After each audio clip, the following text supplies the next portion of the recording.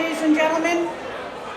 It is my pleasure to welcome all of you to the 35th Annual Connecticut Women's Basketball Hall of Fame Banquet here at AquaTurf this afternoon. My name is Marge Dolan, and I am honored to represent the Hall of Fame founders and the Executive Committee here at the podium this afternoon. The committee has worked all year to what we think is a very special occasion for all of you to enjoy. We certainly have a lot to be proud of in this small state of Connecticut.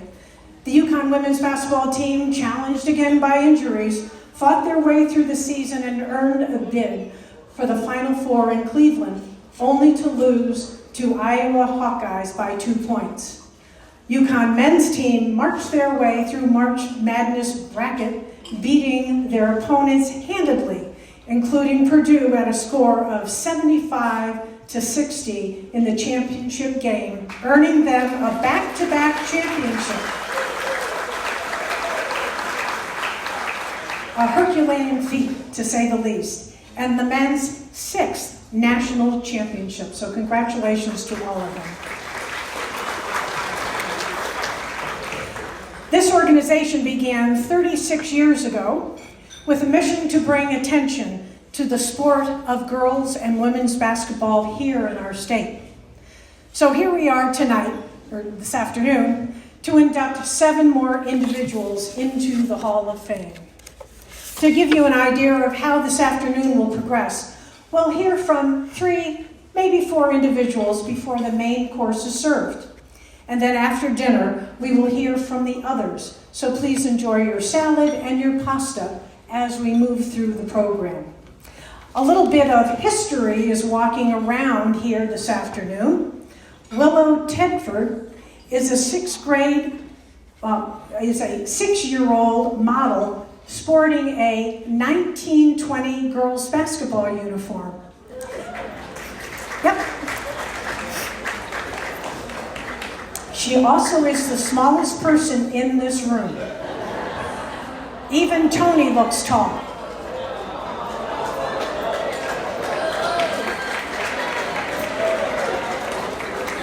So that uniform was worn by a gal named Rosemary Gammon, who was born in 1901, and she wore that as her physical education uniform and her basketball uniform at Smith College in 1920.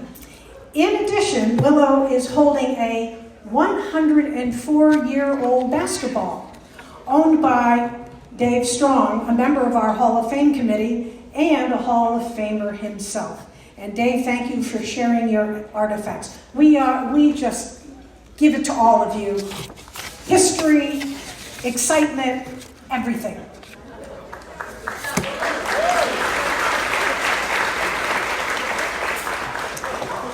In addition, a founder and a Hall of Famer, Tony Candido, and our friend for the Hall of Fame, Nick Motho, are going to be going around and selling 50-50 raffle tickets this afternoon. It's an important fundraiser for the Hall of Fame, so please consider buying lots and lots of tickets. And that is all the housekeeping announcements, so without any further delay, please let me begin the program. It is my pleasure to introduce the class of 2024 inductees to you.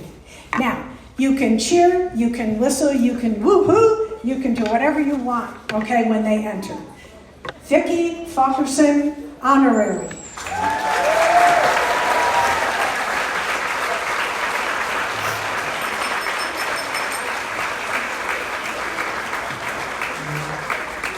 Larry Savo, referee.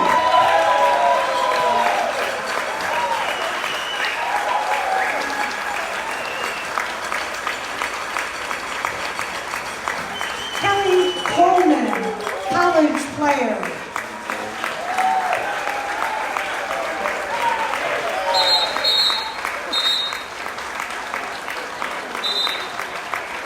Tracy Stoley, high school player.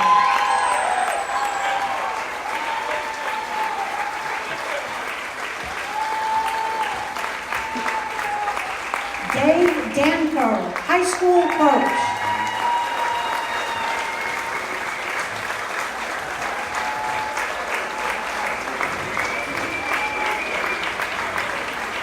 Paula Fitzgerald, honorary.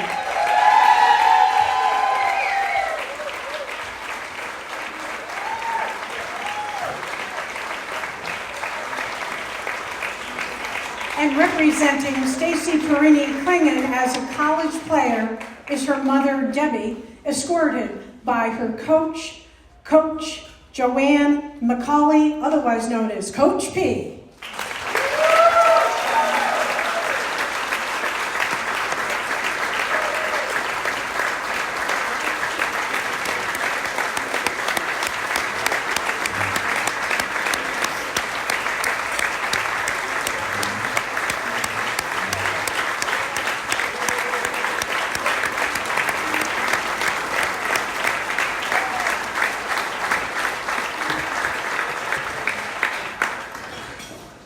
And you all may be seated. Thank you.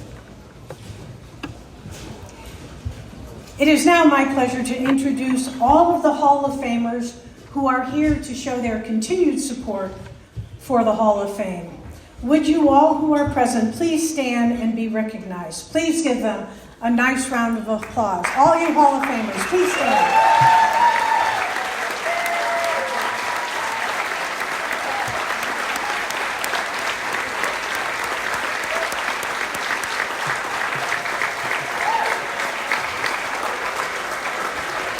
Thank you again for your continued support over the years.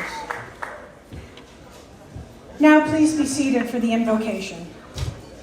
Dear God of many names, thank you for bringing us together this afternoon to celebrate 7 outstanding individuals and all that they have accomplished. Each of them has helped to improve the level of girls and women's basketball through hard work and sacrifice. Bless the food we eat and share today. Amen. The Hall of Fame has created an honor in the name of one of our founders, Brenda Riley. Brenda was indeed a unique individual. When she was alive, she refused all attempts to honor her many accomplishments.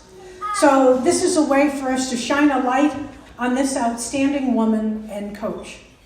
Brenda inspired her players and fellow coaches to excel, exceed their limits, and lead by example. Sportsmanship and kindness on and off the court were essential virtues to her teams. This award is called the Brenda Riley Outstanding Team Award. This recognizes the outstanding girls' high school basketball team in Connecticut, a team that displays excellence on the court, but equally as important, sportsmanship towards all. I am happy to announce that this year's recipient goes to Hamden High School, back-to-back CIAC Class L Championship.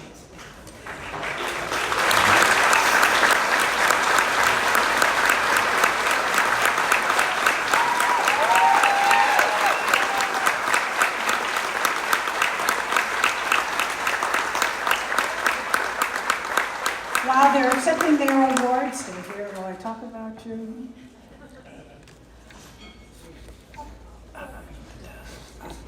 Wait. I just lost my place. Sorry. Hamden finished their season, recording 18 straight wins, which included beating Sacred Heart Academy in the SEC Championship and in the CIAC Class L Championship. These were goals the team set and worked hard to achieve.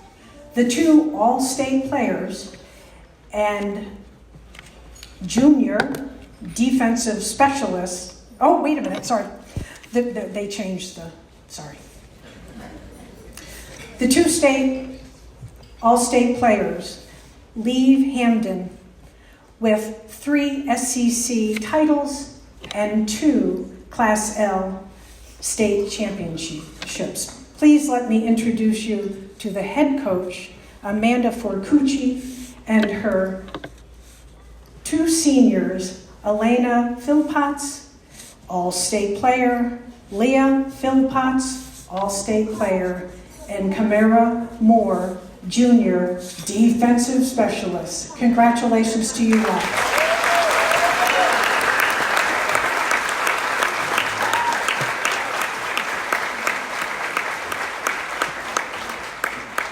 The next award is the Lee Franzman Team Recognition Award, named after Lee Franzman, who was a longtime member of the Hall of Fame Committee and chairperson of the nominating committee for over 20 years until his recent passing.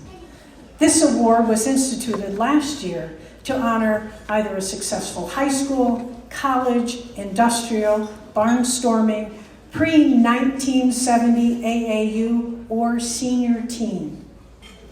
I would invite Kara, Lee's widow, and her two children, Mark and Meryl, to come forward to present the plaques and the certificates to all the team members present today.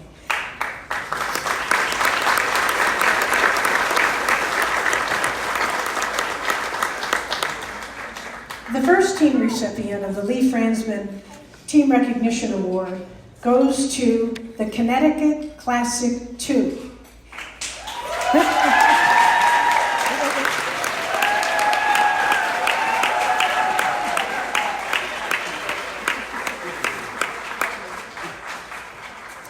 The first recipient, these group of women, now ages 65 to 69 years old, have continued to play competitive basketball on the national level starting back in 2013, winning 5 gold medals and 1 silver medal in the senior national games.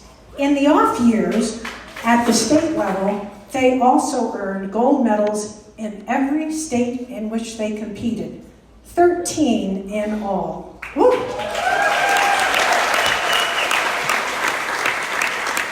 These are like our golden girls.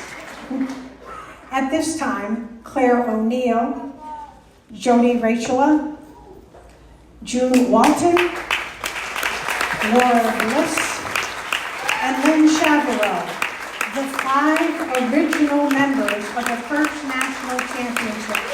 Please come forward.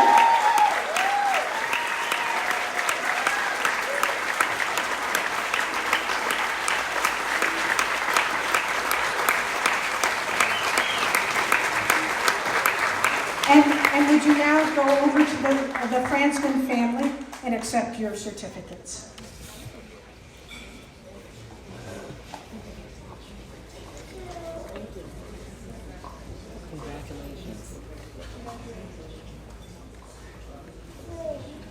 And now would the other members of the team come up and receive their certificates as I call your name. Karen Smith, Regina Trimboldi, Hilda Riedman, and Lauren Howard.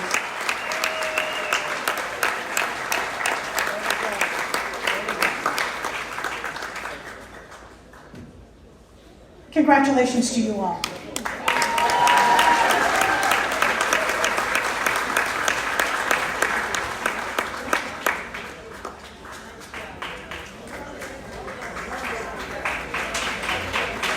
The second Team Recognition Award honors a particular team for a particular season. But this is also an award for an outstanding program, with this particular team just being one of many outstanding teams this program has produced. This year's winner of the Lee Franzman Team Recognition Award is the 1986 Westbrook girls basketball team.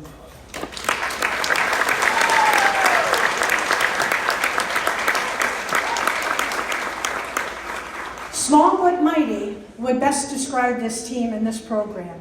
As noted in the program, under Coach Schuler's guidance, the program has won 9 state titles.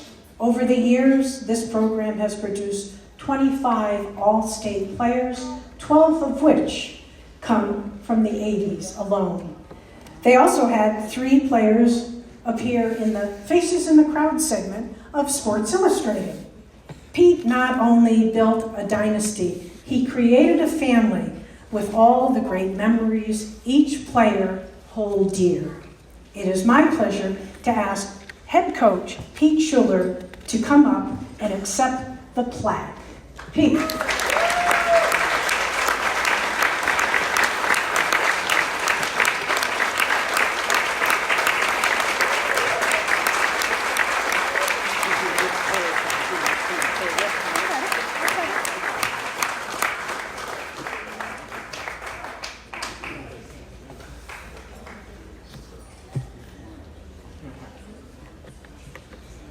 There we go. And to recognize the rest of the group, first and foremost, we need to recognize assistant coach Paula Fitzgerald. Paula.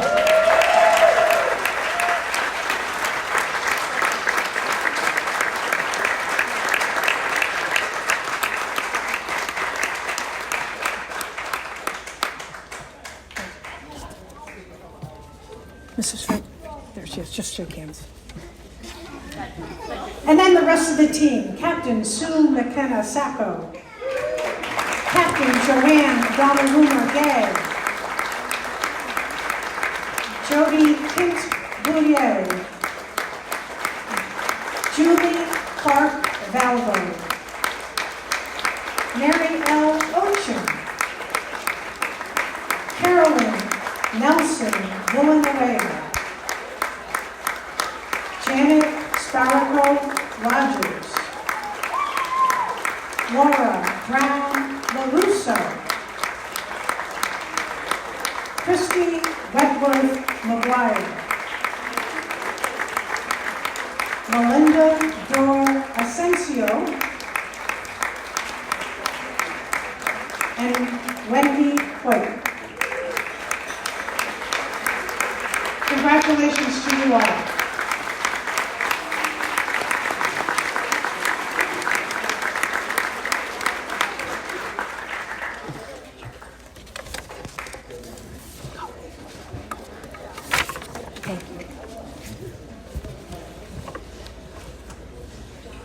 And now it is time to present the candidates for formal induction into the Connecticut Women's Basketball Hall of Fame. Would all of the present Hall of Famers please stand and remain standing? All the present Hall of Famers, you guys.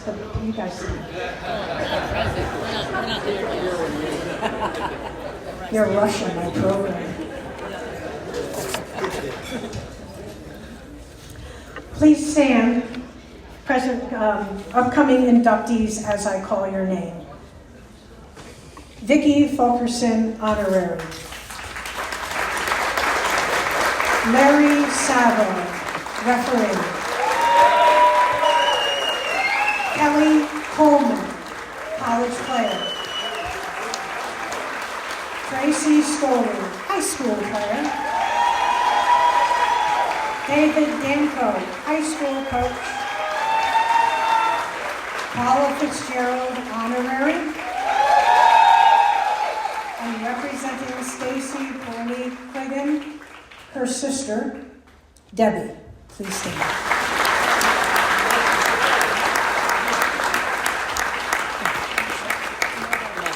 I apologize, her mother. You look so young.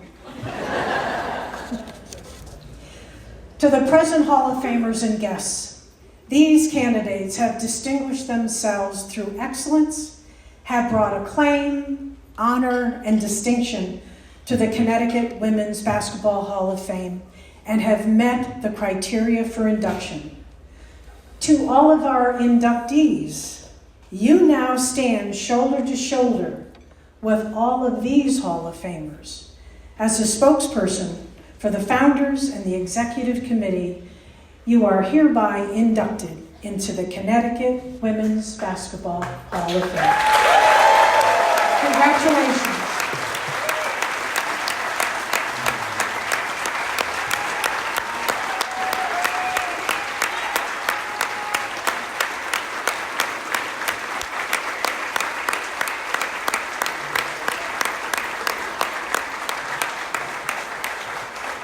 And everybody, please please be seated? It is now my pleasure to introduce Pam Moffo, a member of the Executive Committee, who will introduce our first inductee. Pam. Thank you, Marge. Good afternoon, everyone. There are many wonderful things that I have the great pleasure of doing in my lucky life.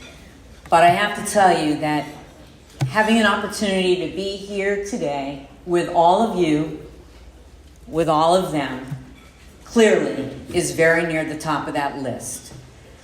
I hope that as you meet and learn a little bit more about each of our inductees today, you'll kind of keep in mind the baseline I always feel that brings us here.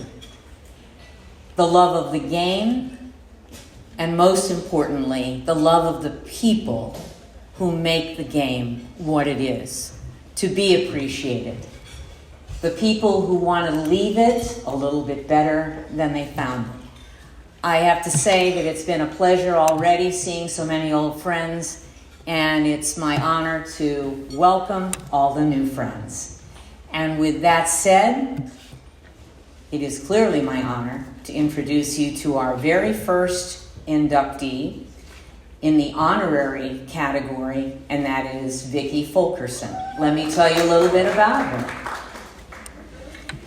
In her 33-year career at the Day newspaper in New London, and I think it's 33 and counting, right? Yes. Vicki Fulkerson has covered hundreds of games and generations of players. See what I mean? It's not just the game, it's the people. That includes a trip to New Orleans in 1991 to cover the UConn women's basketball team's first ever trip to the Final Four. And who would know that she'd continue on for 11 of those UConn women Final Fours in total. Some writers might consider that the pinnacle of their career covering sports. But not Vicki. She takes just as much pride in her high school coverage. And in fact, she says in many ways, scholastic sports are the pinnacle for her. Quote, "I consider covering high school sports the greatest privilege of my career." She was recently promoted to the Day sports editor, and obviously well-deserved. The duties of the job often overlap with the call to friendship in the small circles of high school sports, especially for someone who grew up in her coverage area. Fulkerson is an '86 graduate of Stonington High School, and so she already knew many of the coaches, team histories, and great rivalries when she started her career. During her wide-ranging career, Vicki has received a number of first-place writing awards from the Connecticut Society of Professional Journalists, and she has been inducted into 3 other Halls of Fame. And here I was thinking, like, we were number 1. But they are all great. The Connecticut's Scholastic and Collegiate Softball Hall of Fame in 2000, the Connecticut Girls Soccer Coaches Association Hall of Fame in 2020, and the Connecticut High School Coaches Association Hall of Fame just a year ago in 2023. Ladies and gentlemen, I hope you'll feel the same as I when I say it's an honor to have you here and welcome officially to the podium one of our newest inductees, Vicki Fulkerson.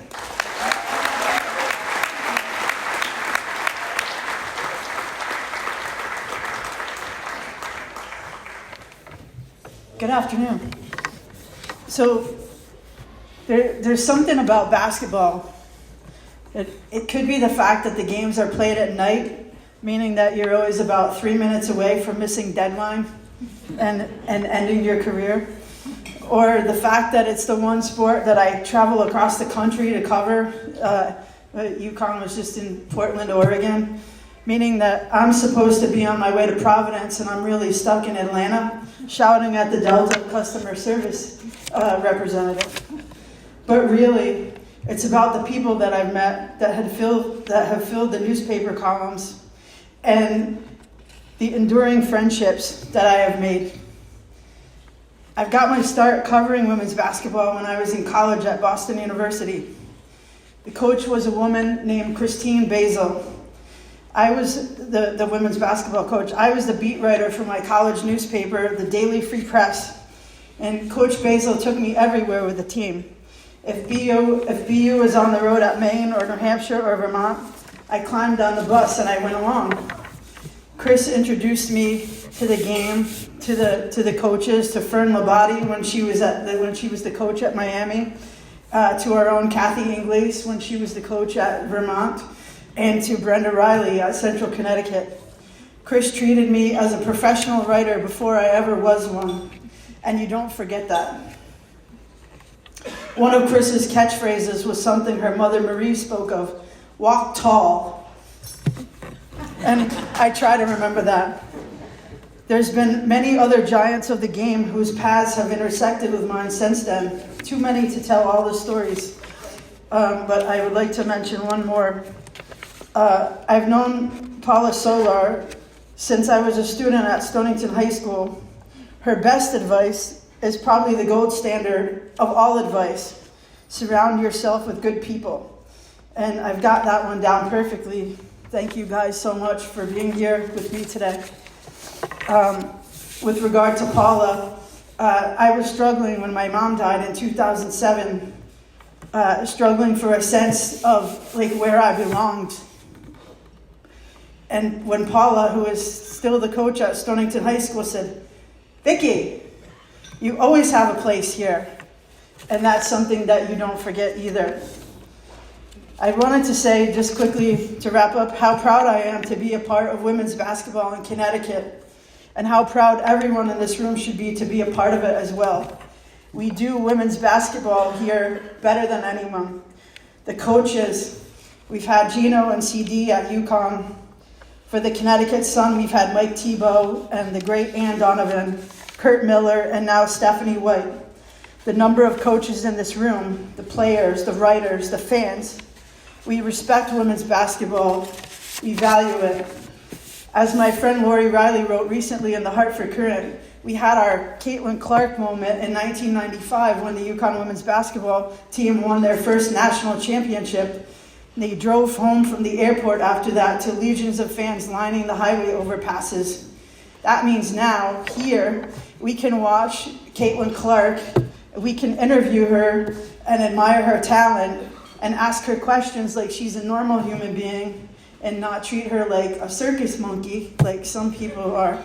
So I would like to congratulate the other inductees today who've contributed so much to Connecticut girls and women's basketball, and thank them for letting me join them on this distinguished platform.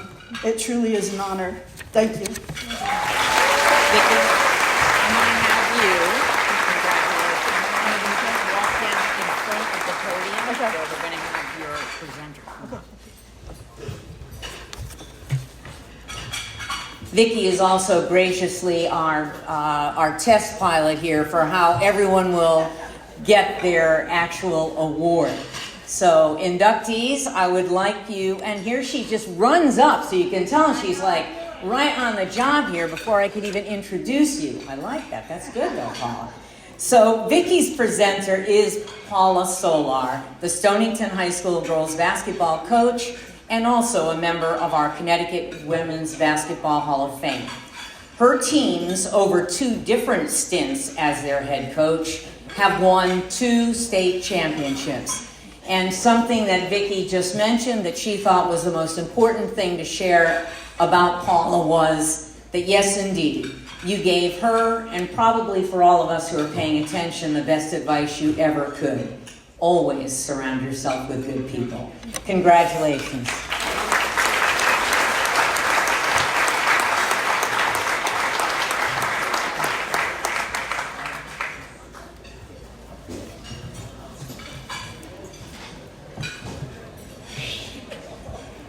You know, as the various folks come up here and you hear their stories, again, you can't help but sort of, get the whole picture. The writers, the refs, the fans, the coaches, the players, the whole family that makes it special. And I agree with you. I think Connecticut values it as much or more than anybody around. So, are we ready to meet our next wonderful inductee? And speaking of the refs that we so admire and love, it can't have games without you guys. It's my pleasure to say a couple of words about Larry Sabo. If you can imagine, and I think this is like the greatest thing, Larry, by the way, that you shared with us, that when he was a sophomore in high school, his basketball coach sent players to go officiate basketball at the elementary school to give the athletes an idea of just how hard it was to make the correct calls, sometimes to make any calls at all. And I mean, just think about that. We need wonderful idea. So off he went. That initial experience served as his foundation for Sabo's 42-year career as a basketball official. He has refereed at the high school level, beginning with the Fairfield Board, graduating to officiate Division I, II, and III levels collegiately, as well as in the American Basketball League, a women's professional league, in 1998 and 1999. At the D1 level, Larry reffed games including postseason tournaments in the Big East Conference, the Patriot League, the Ivy League, America East, Mid-Continent Conference, and the Metro Atlantic Athletic Conference, as well as the Atlantic 10. He also officiated 5 consecutive NCAA Division II tournaments, including the regional semifinal. Folks, you don't get called to those unless you're pretty darn good. Please welcome and congratulate Larry Sabo.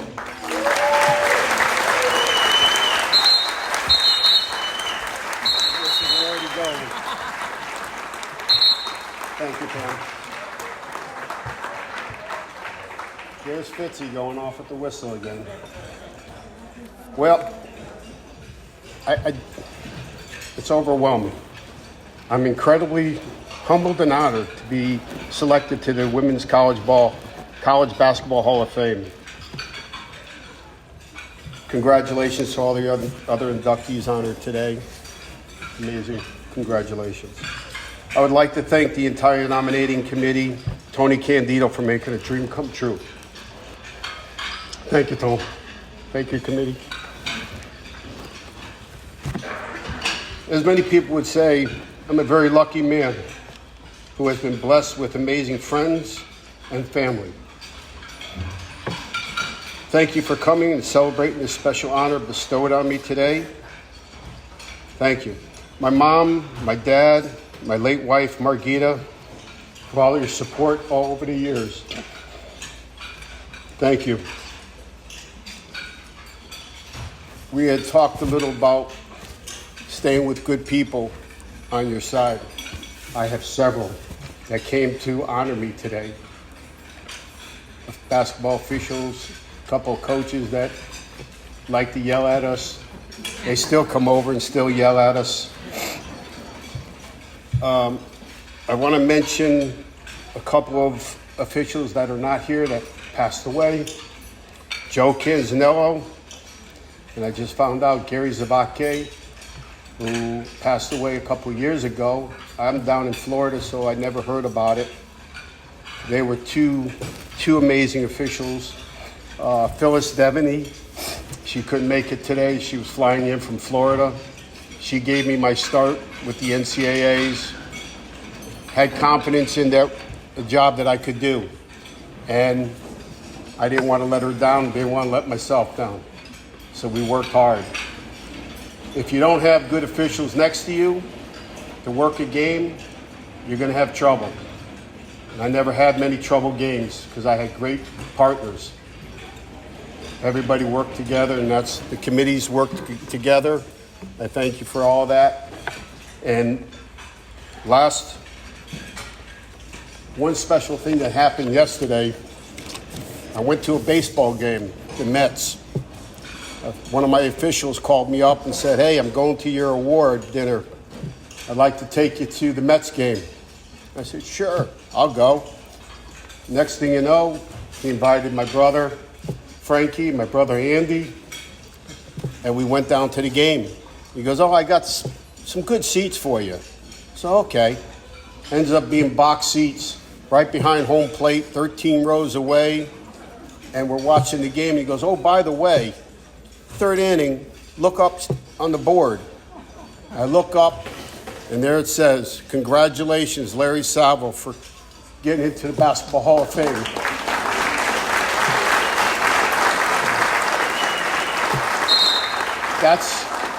That's the brotherhood of officials. Thank you, guys. Thank you, ladies. Thank you, everybody. Congratulations to everybody. Larry, don't leave us. We also would like you to come down in front. You know what? You're the ref. Your call. Larry has chosen two gentlemen to present his award today. He considers both Tony Candido and Dave Savo as two of the most highly respected officials in the whole Northeast region. He says that they are responsible for assisting not only many young officials, but that most importantly, it was their mentorship that was the greatest help to him as he advanced in his career. Let's welcome Tony and Dave to present Larry's award. Oh, Andrew? Wow, I have Dave written down here. You know what, Andy, and I talked to you on the phone and everything. Okay, please, ladies and gentlemen, let's give it up for Andy Sabo.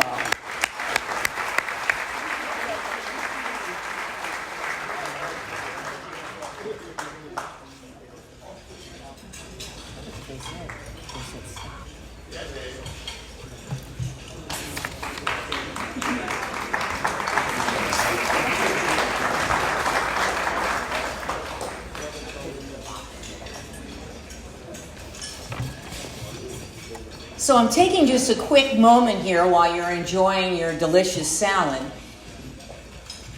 People are so important, so now literally I'm talking to all my people out here.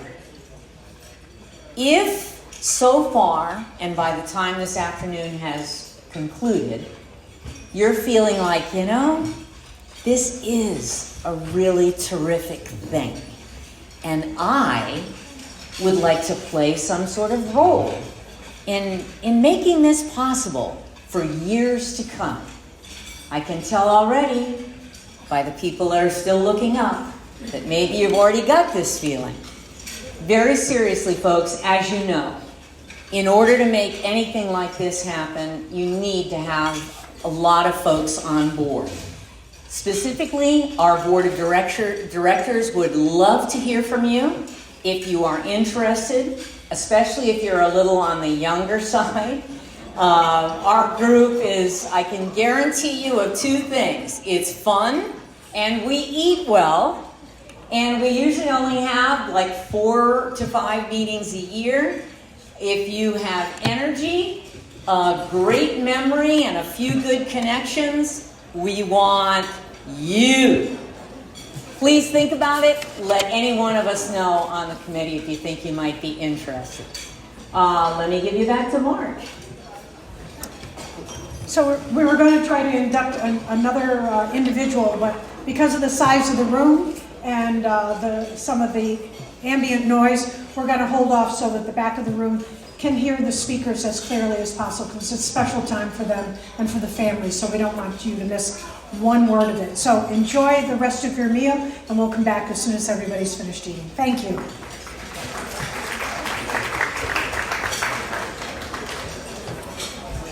Thank you, Marge. And I guess for all of us, I'd like to take a moment to thank all the servers who graciously tried to get so many meals out here so quickly.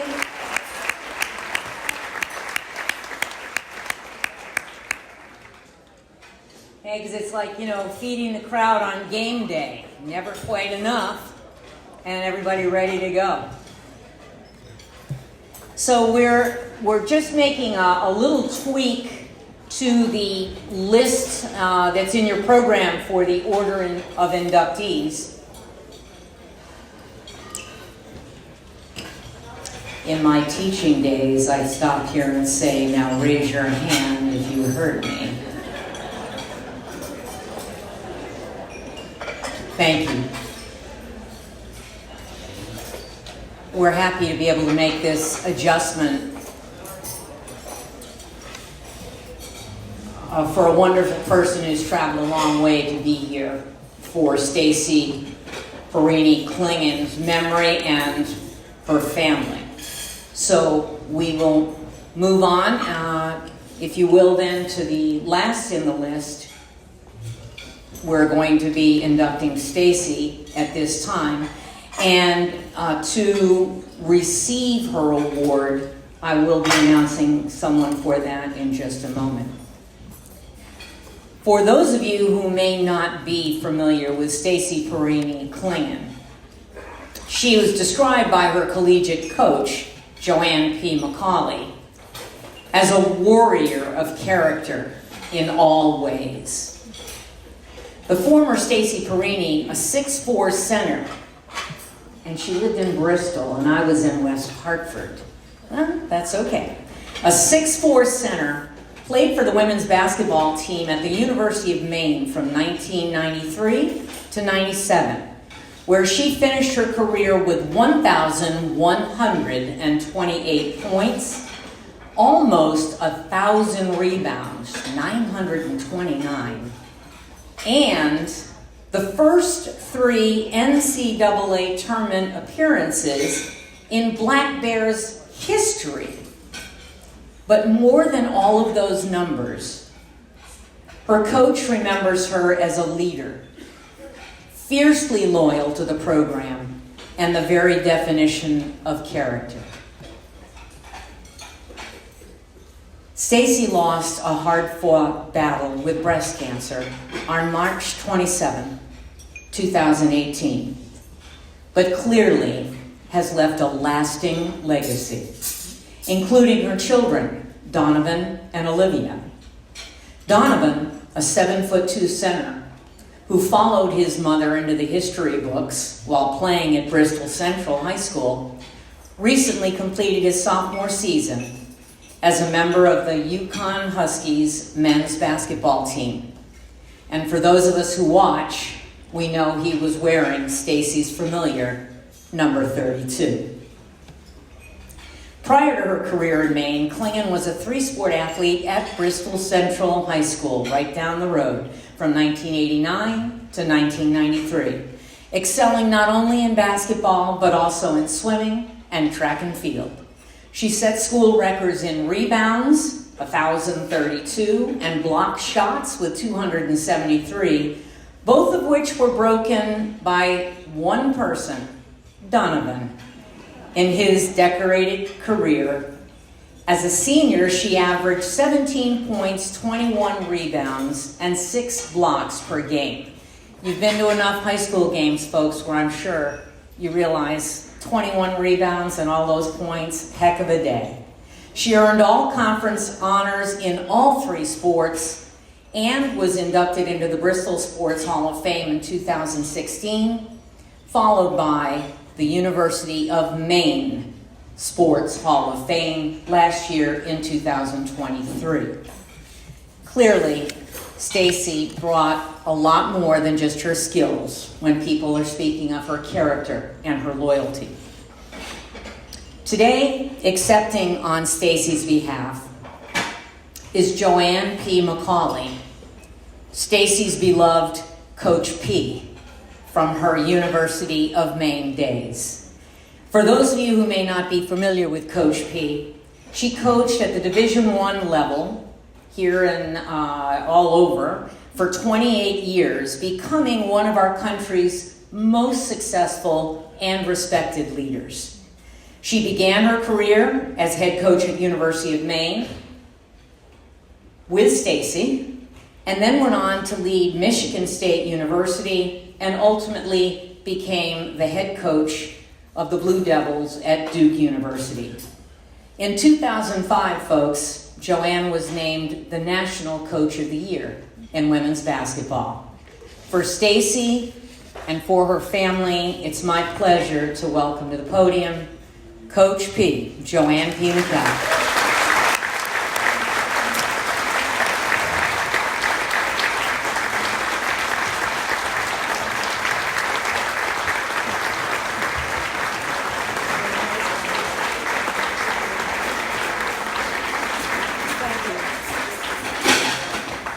Thank you so much. I can't begin to describe what it's like to be here with you today. I want to congratulate all the amazing inductees for your incredible careers. This is a highly different situation in talking about a player like Stacy. This is very unusual, and I'm honored beyond anything I could ever say. Debbie, I want to thank you for believing in me to be here to talk about Stacy. I want to remind you that we met in 1992 in my very first home visit as a collegiate coach 32 years ago. 32 years ago. Yeah. It's hard to believe. It's hard to believe.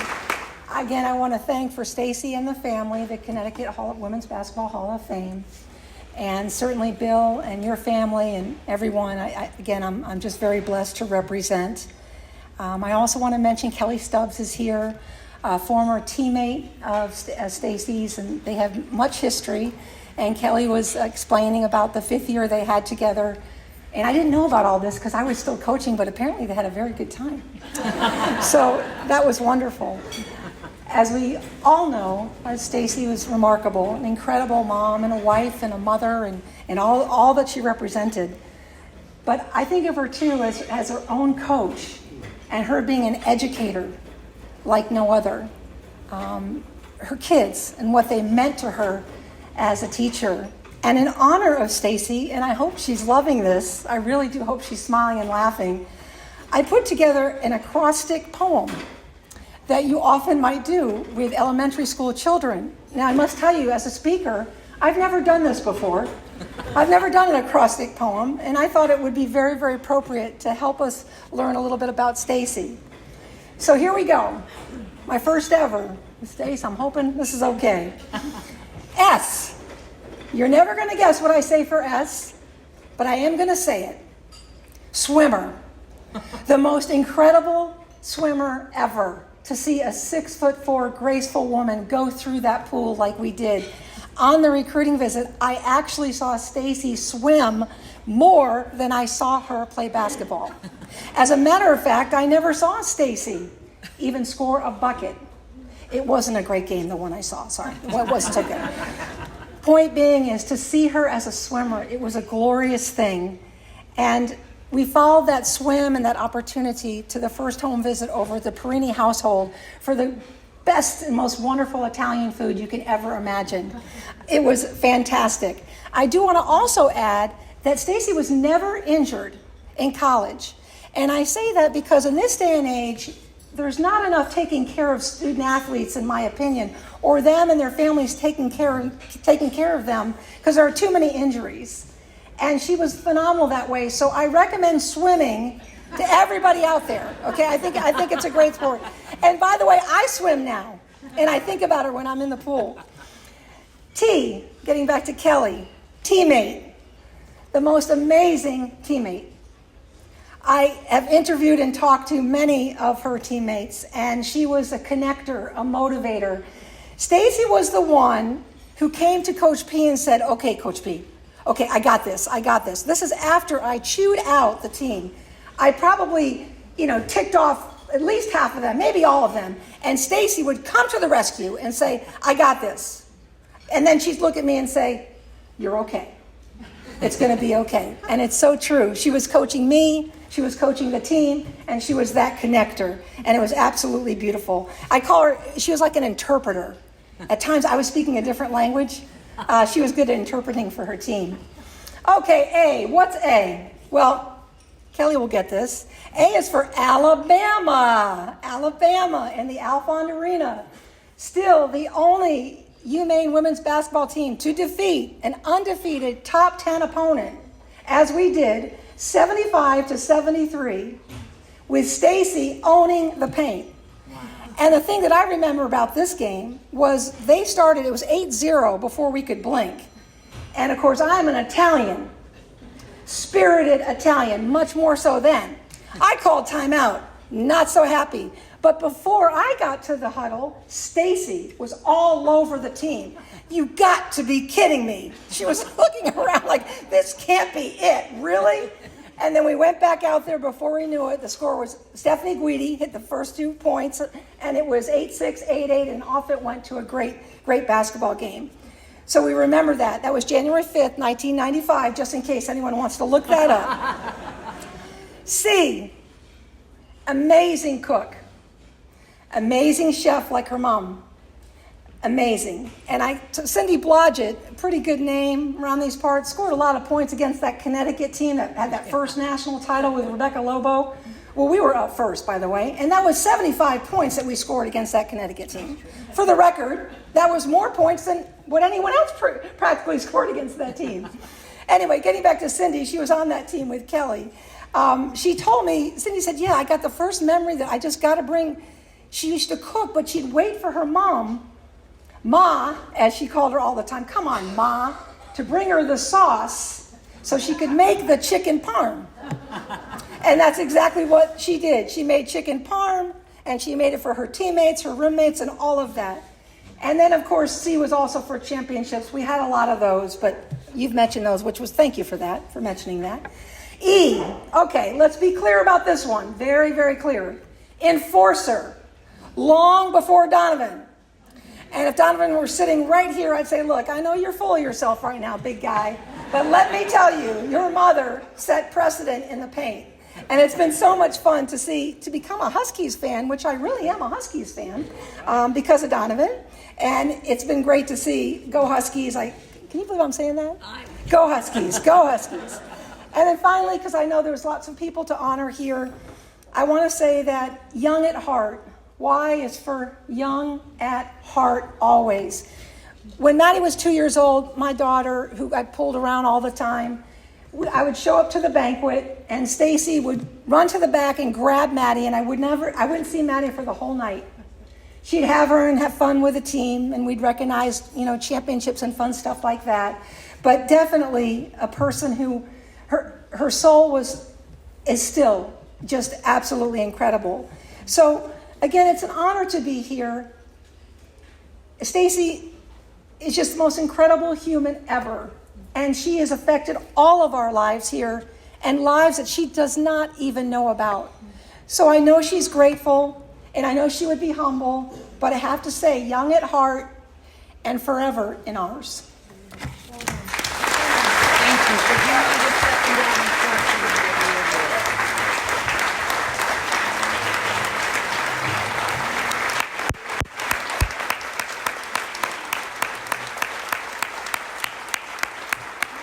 Thank you, Coach.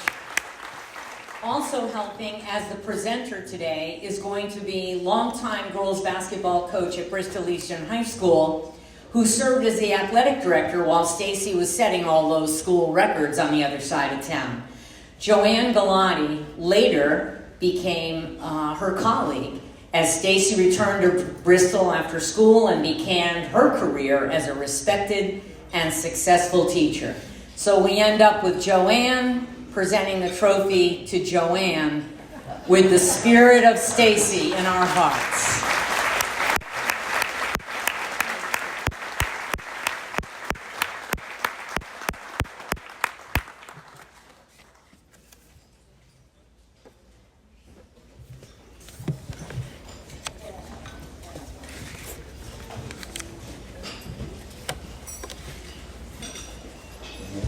We'll jump back to your regularly scheduled program now, based on the program.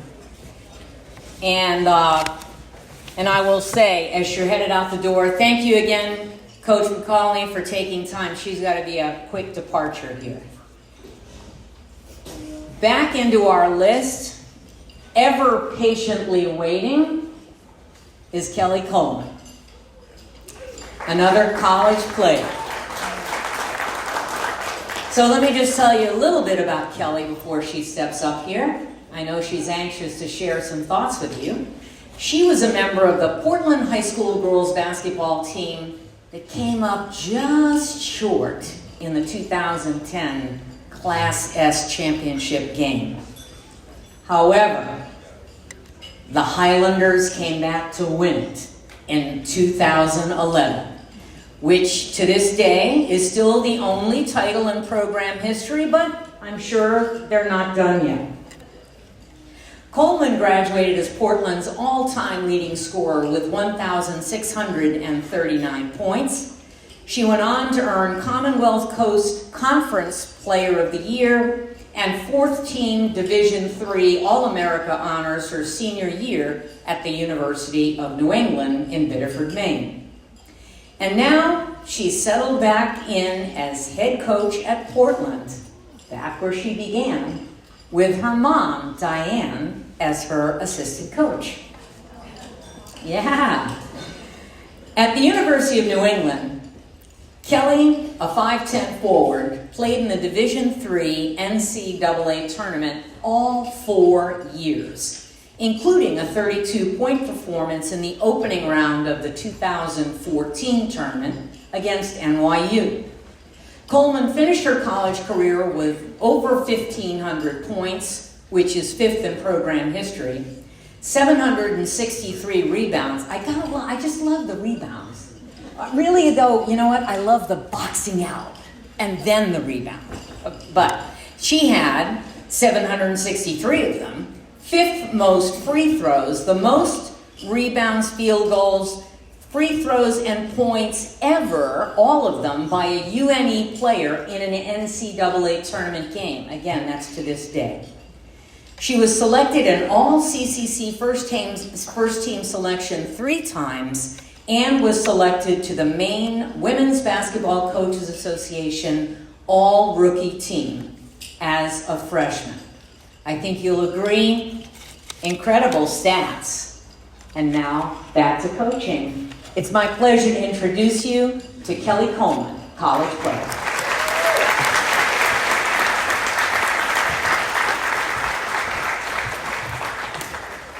Hi, good afternoon, everyone.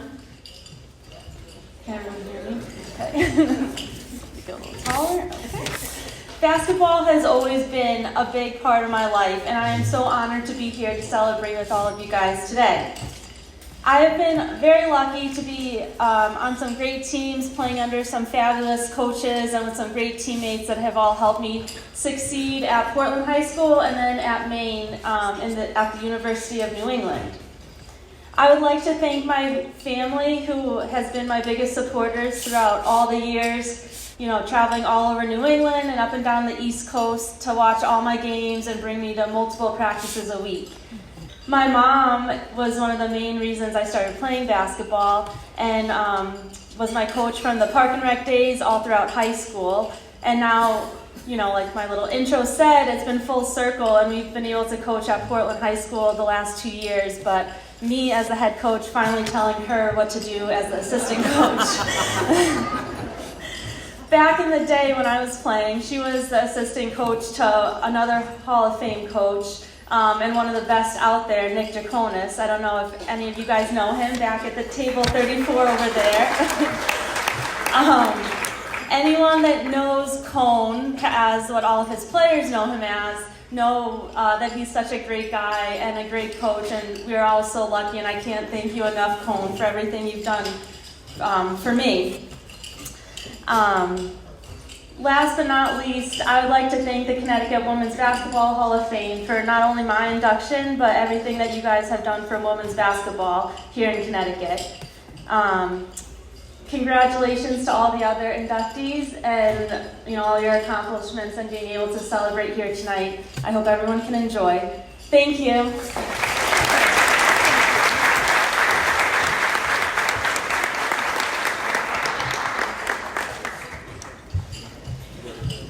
Thank you, Kelly. And Kelly has chosen someone very special to be her presenter. Yes, it's her her mom, Diane. And she wants to remind all of you that from her earliest times playing basketball together, the two of you in the driveway, to coaching Kelly through youth and high school basketball, to driving to Maine and all over New England to watch her in college, Kelly says that Diane found the perfect balance as both a mom and a coach. She goes on to say that she would not be the person or player she is today without her mom. Congratulations, ladies.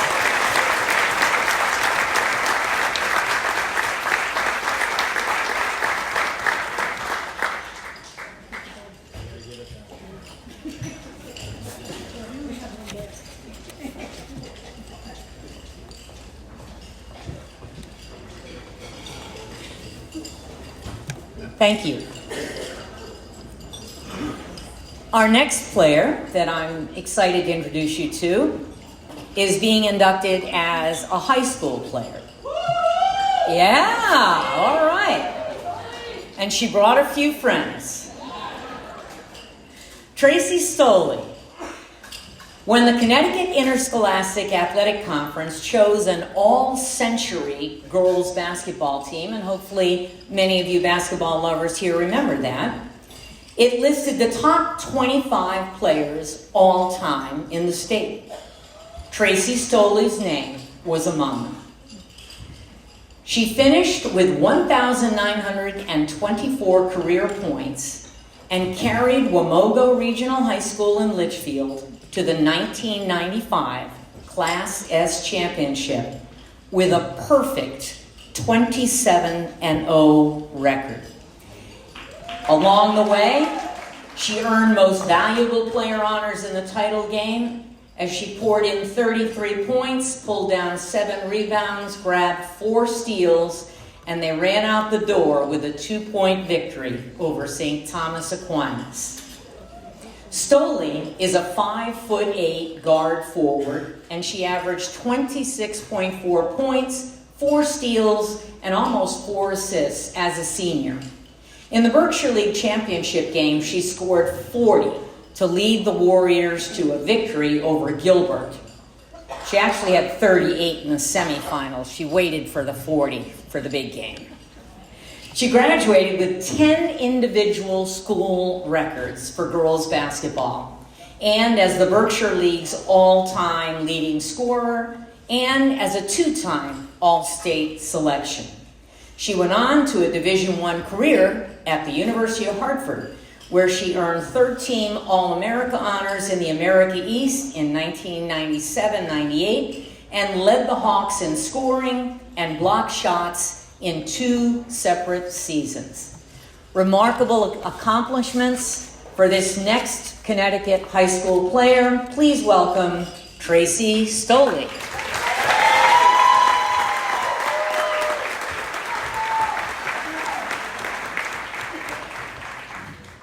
As all my family knows, I don't like being up at this podium. If you asked me to go play basketball, I'd be way more comfortable than standing here. Congratulations to all my fellow award winners. It's a privilege to be here and honored with you. Thank you to the Hall of Fame Basketball Committee for hosting this event and promoting women's basketball in Connecticut. March 11th, 1995 will go down as the best athletic day of my life. I can remember Coach Gladding putting state champs on the board at the beginning of the season and thinking to myself, okay, buddy. We may be Berkshire League champs, but state champs? We had all the right things to be champs. We were a special group of girls. We were all athletes in our own right. We were all excelled in different sports. We were all friends off the court. We were all super competitive, hardworking, and team players. We didn't like to lose. Except in softball, where we were the 15-run rule queens in every game. Candy Perez would always say the 1995 group of athletes were a special group, and we sure were. An undefeated state championship, kind of special. We had Lisa Massey and Jump Shot Jackie on the boards. They rebounded, made countless layups, kicked the ball out to shooters, blocked more shots than I could keep track of. We managed to pull the next Matthews All-Star onto our roster, who could shoot the ball, feed the ball to the big girls, and didn't play like a typical freshman. We had the most annoying and tenacious defender. Our own full court press consisted of her and her alone in Michaela Brickell. We had good backup too. We had Brooke Wadhams and Judy Clark and Lynn Harmon who hold their own and give us solid minutes. We had a coach who ate, drank, and slept basketball. He would always have some new drill from a tape that he watched. Tiger Paws will go down as our all-time favorite play. And our favorite line was $1 million move with a 10-cent shot. Julia Cowens would come in and kick our butt at practice and keep Gladys under control on the sidelines. She was also one of our biggest cheerleaders. We all knew our roles and we played them to perfection.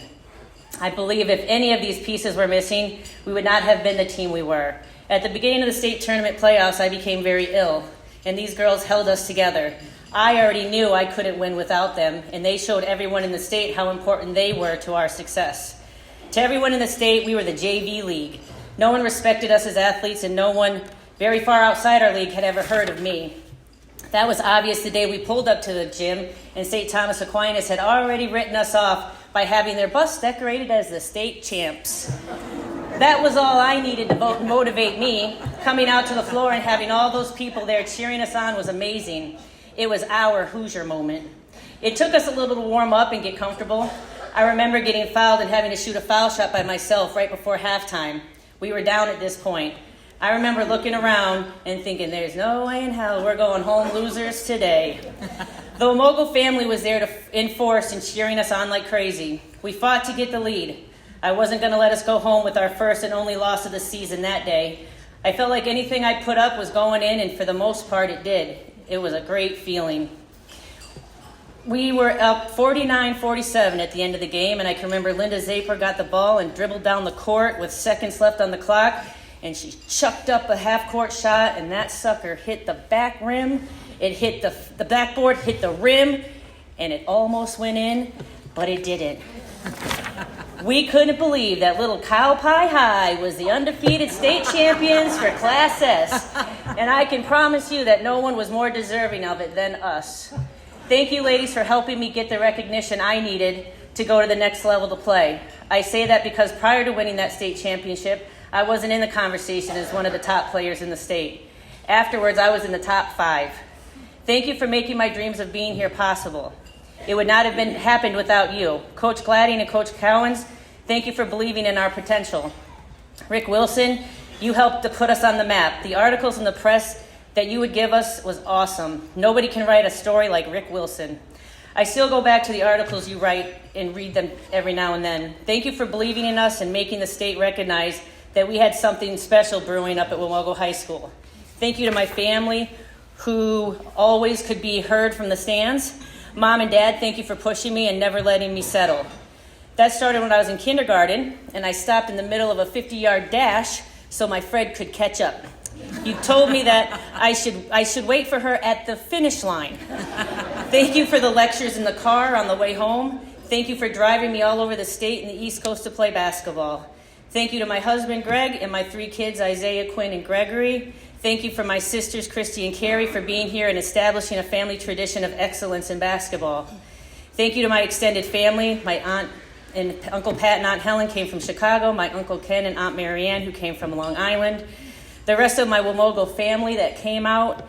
My co-workers and my bestie, who knows me in basketball, had to kick her butt twice in college and in high school. And I owe all my success to the people who are sitting here today. I truly was and am blessed. Thank you.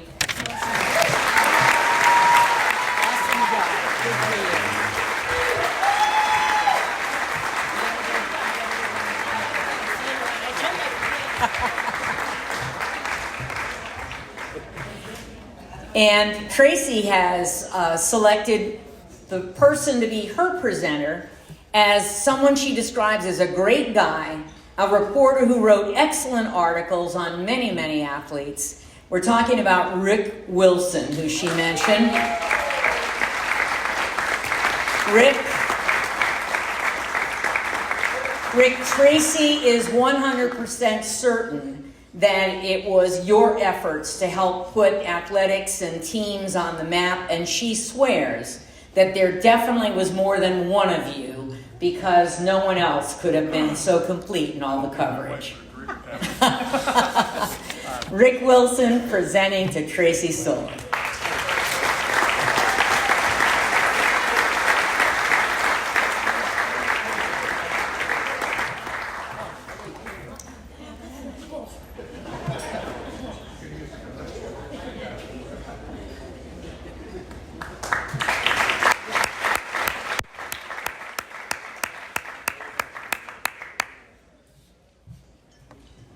You know, as they're going back to their seats, it's so clear, again, when you hear about the people, whether it's the teammates, the opponents, the refs, the writers, the coaches, the fans, the parents.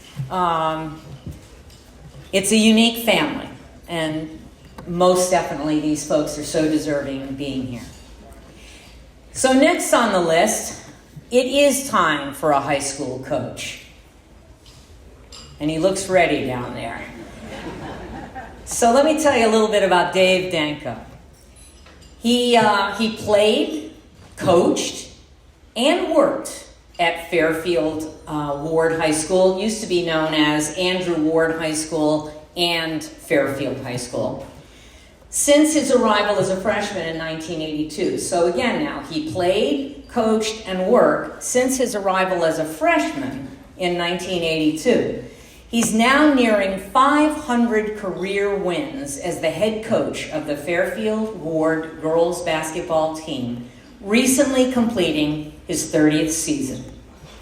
Prior to 23-24 season, Danko's teams had appeared in 6 Fairfield County Interscholastic Athletic Conference championships, winning 3 times, and were state runners-up in the CIAC state tournament 3 times.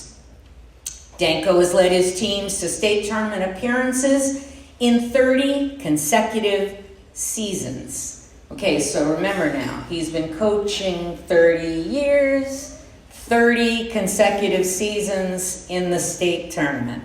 And the Mustangs are 4-time recipients of the Swafield Award for Sportsmanship. As head coach at Fairfield Ward, he has been honored by the Connecticut Post as its Coach of the Year 5 times. In 1998, he was a nominee for Women's Basketball Coaches Association National Coach of the Year. And in 2010, he was the CIAC Girls Basketball Coach of the Year. He is a 2023 inductee into the FCAC Hall of Fame. Why, you got a lot of halls of fame, but none any prouder than the one that's inducting you today, Dave. Congratulations, and come on up. Dave Danko.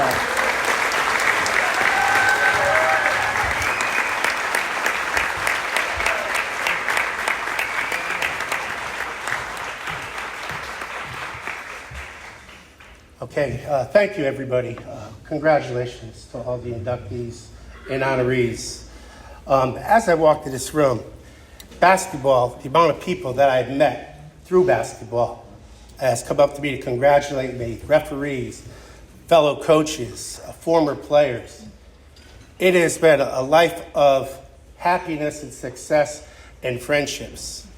One thing I could say with the referees, they wholeheartedly, they allowed me to communicate. But one thing I'm proud of, as crazy as I could be, in high school sports, I've never received a technical foul with these guys.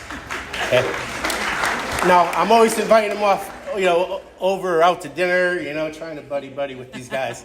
But I have great friendships, and I know how hard they work, and I know how difficult it is, especially nowadays as being a ref. So all the guys, I have my crew back there, Timmy Fox, Pat McCone, Roger Gerteau, people in the FCAC, Bud Williams, guys, Bobby here, everybody. So I want to thank them first of all, okay? Then I also want to thank my family that's here and supporting me with this thing. We just recently, past season, I was inducted into the FCAC Hall of Fame, and to get everybody out here, as long as former players. But first of all, let me start with my Fairfield High. Again, as we talked about, I got here in '82.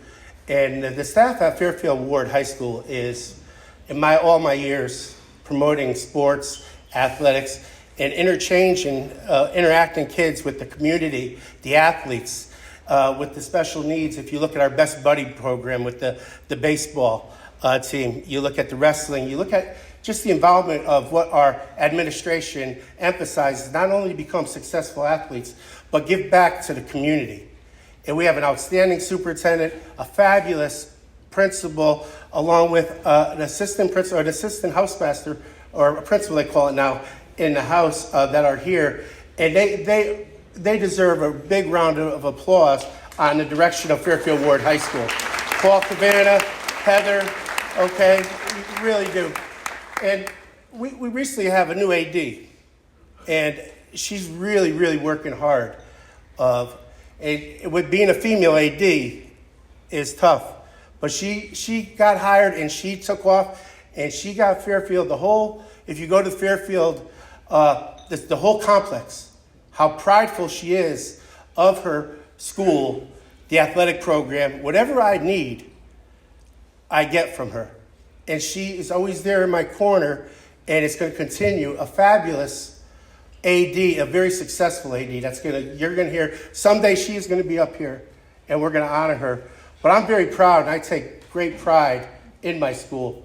But I can't even compare of what the direction Fairfield Ward is on the athletic program and what she emphasizes for the student athletes at Fairfield Ward to give back to the community, interact with the best buddies. I'm going to bring up a gentleman that's been with me since 1990. Actually, he's been at Fairfield High from '88. That he deserves this award probably more than me. But again, the staff at Fairfield Ward, Jeff Saganos, Heather, Paul, and the whole coaching staff that's here, and they really have done a wonderful job.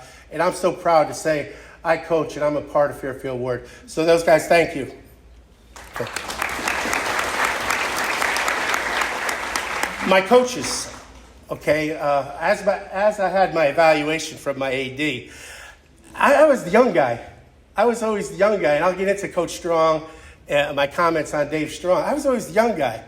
But on my thing, she left, my AD says, the commissar got 3 old men coaching, along with a young female assistant freshman coach. To hear the word old guys, 30, 34 years, it's I want to go another 10, 15 years. I want to coach Kathleen's grandkids. And in a way, it's like, wow, yeah, time has flied by with all the kids that I've coached in many years of wonderful parents and families with that. But let me start about this. In '82, I was a point guard, and I had a guy here, Dave Rudin, that covered me at the Fairfield Citizen. At that time, I was a point guard, and he's here now. I turned into a pulling guard, okay? But I played basketball in Southern Connecticut, and he's been through a lot with me. He's covered me right from day one there. But also, what really, I have to say this, and I guess it's my moment with my father, is in '82, my father pulled me into his room and said, after his 3rd heart attack, that probably not going to see you play high school ball or college ball. Give something to basketball. Basketball's been good to you. Give something back to basketball. Okay? He said, I'm probably not going to see you play high school or college ball. Do that for me. All by myself. He pulled my mom, my family out. He says, you got to do that, Dave. And he passed away at 51. Back to what we're saying here is, I was introduced, I got a call at Southern Connecticut from my former coaches. I get into the car and they say, Dave, we're going to take over the Fairfield basketball program. I get in my car, I come down, I'm flying down the Mirror Parkway. I'm like, oh my God, I'm going to be the freshman coach of the Fairfield High basketball team. Boys basketball. I've always been around boys basketball. Never thought of girls basketball. Never gave it a clue. Always with basketball. Even when I was in high school, the girls wanted to come in. We'd let them play, but it was not the thing, which I grew more appreciation by this. This is why it's meant to be. My coaches sat me down and I said, girls basketball, I'm 23, 24 years old. How am I going to handle these young girls? I don't know how to deal with it. I've been around boys all my life, interacted. And they said something to this day has stuck with me. And they didn't say, I'm going to say it in a nice way. They said, listen here, coach basketball 1 year, coach basketball. If you don't like it, get out, go to Dave Schultz and go try to get a job with the boys. I loved it. And ever since my interaction, now and with the kids that are here, the interaction that I've had with these families, with AAU, with everything, with these kids, I never would imagine. I'm so lucky as I see all of you here tonight of what basketball has given me, what these girls have given me. It is tremendous. Many nights getting phone calls, okay? Many nights, good things, bad things. Having to tell a kid, the first one, that her mother has passed, okay? Have to deal with all coaches know you got to deal with more than just basketball, especially nowadays. But the reward in the interaction is tremendous here. And I'm proud of that. I'm part of this. And I'm honored tonight to be here. And I started with my first, basically, summer league game being hired at Fairfield High. 3 coaches. This is how fortunate I am. Legends. Dave Strong.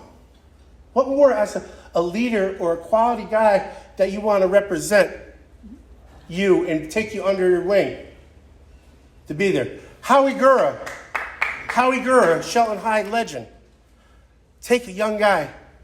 Joe Daddio, Southington. You know what they said to me? Fairfield County, so these are the good old boys, and we used to stick together. In the meeting, we stay together. You know what they said? You got to get that sleeping giant of Fairfield High out of there and be known by the state. Be recognized. Go. Let Fairfield High be known. And what a great introduction to Joe Daddio, Howie Gura, and Dave Strong. What an incredible introduction I have throughout all these coaches. I see Joni, I see Tony Floyd, Joe Monet, all you guys. I'm sorry if I'm missing anything. Jackie DiNardo, people that have been there for me. And my coaches, like I said, back to them. We got a coach at Staples High. Okay, he didn't want to give up coaching. Over 40 years, a legend at Staples High. He's been with me the last 8 years, Ed Heidick.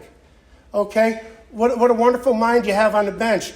Steve McGillicuddy. Everybody thought when his daughter got to go to Sacred Heart that he was going to leave. Parents, he's just in it for his daughter. He's been with me ever since with this. So it just didn't take me. These are all these coaches involved in being part of interacting with the kids. And then I'll end with, we opened up the Mohegan Sun. We were the first team to play at Mohegan Sun in front of 5,000 people. We were the first team to play. And what an experience. So again, I want to thank everybody. Before I end, I have 3 players here that are here representing me, and I'm proud of them. I have Madison Roman, Ava Solimine, Emma Solimine. Madison, real quick, Madison did not play in the beginning. She ended her year at Merrimack as a starter. Okay, a varsity starter, and she contributed where people say she's too small to play the 4. Well, she's the starting 4 at Merrimack. Here's a good story here. A girl that didn't have a scholarship. I'm going to Trish Sacca at Quinnipiac, and I'm going to prove to her as a walk-on that not only am I going to play, I'm going to start. No. When does a girl as a walk-on get that opportunity? And you watched her on ESPN, top 10, hitting a half-court shot. Not only did she play for Quinnipiac, she scored 24 points. She scored 18 points. A walk-on. The other coaches said, she's too small. She's not going to be able to cover anyone Division I. If you believe in your dreams and you encourage the student athletes, you will achieve success. Like what my coaches said to me, coach basketball, and this is why I'm here. So lastly, I want to bring up John Benzie as we present this award. Johnny's been with me all the time.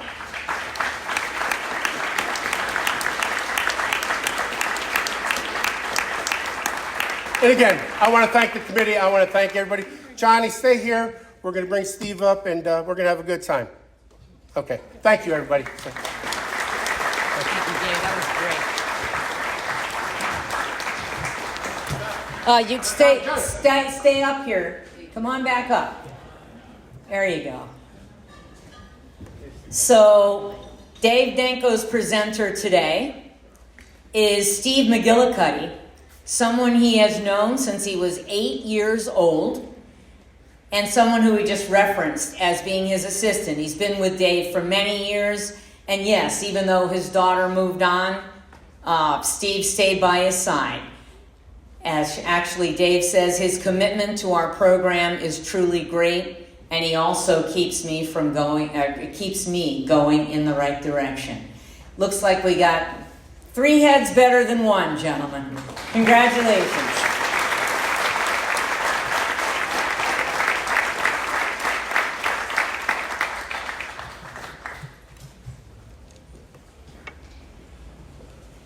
What a great day. I hope you guys are enjoying this. I mean, have you not met some unbelievable people today? Just incredible. You know, and I'll bet you anything that if we all had our name tags on at Walmart, you know, sometime, and we ran into you, oh yeah, I remember you from right? I mean, we would. Some of the people I ran into today, thank goodness they had that, because I know them so well, and it was so good to see them, but the names. That's okay. Like I said, we need a little use here. Okay, moving on to our next very, very wonderful and honorary recipient here from the hall. Let me tell you a little bit about Paula Fitzgerald. Yeah, those guys, they're keepers over there. Okay, Paula Fitzgerald is part of the history of girls basketball in Connecticut. You know, I think I should probably say that again, Paula, okay, because it goes back. That she truly is part of the history of girls basketball in Connecticut, serving as an assistant coach at Westbrook High School when the team won 6 straight Class S championships from 1982 to 1987, 6 in a row. And remember, you know, the girls weren't a presence in state championship games until you got to the mid-70s. So really, really from the ground floor. And she has continued her dedication to Westbrook athletes ever since then. She was an assistant under the head coach that you met earlier as a presenter, under head coach Pete Schuler from 1980 to 95, during which time Westbrook set a state record with 62 consecutive victories and won 8 state championships. Incredible stuff. Fitzgerald, she was named the state's, assistant coach of the year in 1995 and was the recipient of the CIAC Merit Award in 2017, prior to the state girls championship game at Mohegan Sun. She was the athletic director at Westbrook for 33 years, presiding over a successful athletic program at the school, and earned the Distinguished Service Award from the Connecticut Association of Athletic Directors in 2002. To this day, she still coaches the Knights. The girls' junior varsity team at Westbrook is still coached by Paula, along with the varsity girls' tennis team, a sport in which Fitzgerald, not that long ago, had achieved her 500th victory as a coach.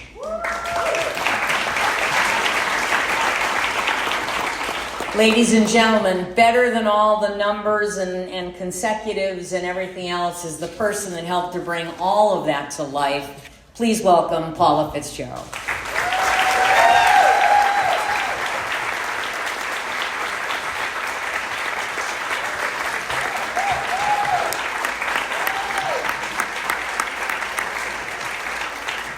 First of all, I want to thank all the award recipients tonight and appreciate this Connecticut Women's Basketball Hall of Fame for this prestigious honor. I was thinking about what to talk about, and me not being one of them. Three things kept coming into my head. First, this organization, what it represents, and its importance. I'm going to show my age here. Title IX passed when I was a junior in high school. And for the first time, a varsity sport, track was started at my high school, followed by tennis, a sport I still coach, in my senior year. Until that time, recreation departments were the only outlet for female athletes in the high school age. It's important that I and all the athletes after me appreciate all the hard-fought battles to pass this legislation. Some of those people are actually in this room today. I have no idea where my life could be without it. This organization has been and still is at the forefront of promoting female sports at all levels. Just recently I talked to my tennis team about Title IX, and some had no idea what it was. So it's important you continue to do that. In light of the phenomenal viewership of the women's basketball season at the college level, and also the discrepancy in the salaries between what Caitlin Clark will receive and what the number one player in the male's draft will receive. They were shocked. But I said, hang on, gang.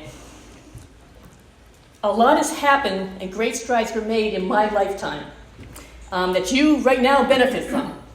So enjoy. But equality is not quite there yet. And more importantly, do not take any of this for granted, because we know things can very quickly disappear without our knowledge of it happening. 2, mentorship. I have thanked Pete in the past for his support and guidance, but I'm going to reframe it for today. In my 3rd year of teaching, I was offered a teaching job at Westbrook High School a year after Pete Schuler started as a varsity coach of the girls' basketball team. He needed an assistant, and the next 15 years became history. So what was so special about this mentorship? Pete listened to what a young coach had to offer, and I listened to him. We often agreed, but at times didn't. In fact, Pete has said that what made me a really good assistant coach was I wasn't just a yes person. And for those that know me, giving my opinion has never been a very hard thing to do. So as a mentor, he listened and let a young coach feel comfortable enough to speak up. And I learned to listen and learn from his experience. So thank you, Pete. And third, I'm also thrilled that the 1986 basketball team is recognized here tonight, because they are the people that keep us continuing to coach and showing up every day. And just so you know, and this is a true statement, there are some of you sitting here tonight that are still part of the stories that I tell to my athletes to this day, so your legacy does live on. And one person I should mention is Cindy Malinowski, who's here.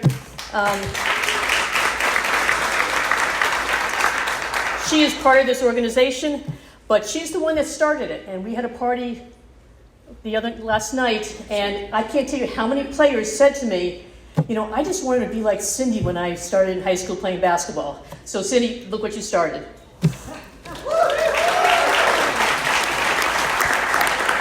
So again, thanks to this great organization for this honor. Thanks to friends, colleagues, former athletes, and especially family who are here today to share this honor with me. Thank you very much. That was great.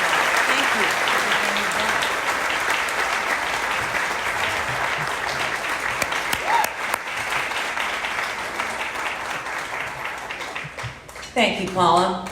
And it's no surprise after listening to her that the gentleman that she is welcoming to be her presenter is that very same Coach Pete Schuler, the gentleman whose side she was beside for all those years.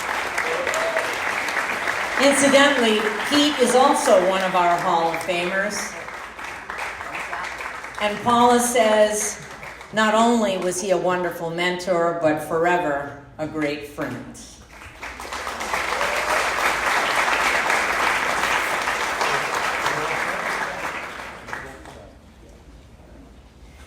Folks, I want to thank you for being a part, and you really were. You're a part of this whole event. You're not just watching it, you are it.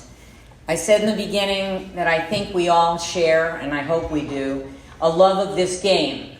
But what really brings it to life are the people, the coaches, the refs, the fans, the parents, the players, and the people who write about it.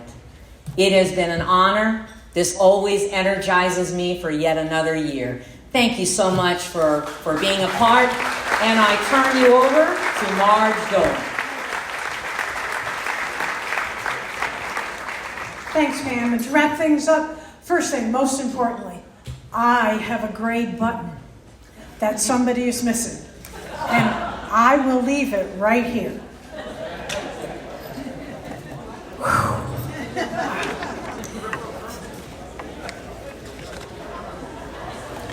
The other thing, I would like you to just visit our website at some point. It's at the bottom of the program. There's lots of really good information. There'll also be a video of tonight. I don't know exactly when it'll be posted, but it will be there down the road, okay? So you can look at that. And finally, I would ask that the members of the Executive Committee please stand, and please give them a round of applause for a wonderful night tonight.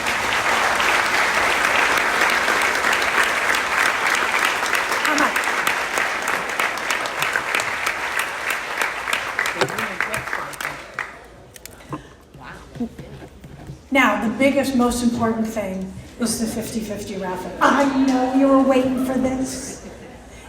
The purse is $500. So thank you for your generosity today. Mr. Franzman will pull the winning ticket. Dun, dun, dun, dun, dun. Oh, it's the blue, white one. It's the blue and white one. They were exactly the same. It doesn't matter what the color is. 925-151. 925-151 is the winning ticket. Somebody is standing up. Hey! Who is that? That's Mrs. Stoley.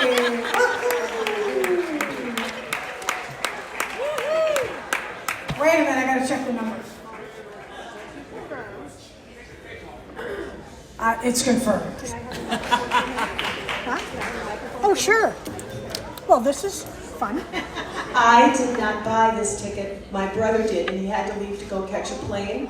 And his instructions were, Give it to Marge. give it back. Oh, give it back. Thank you. Oh. That is so great. Ladies and gentlemen, have a safe trip home. Hope to see you back here next year. Thanks a lot.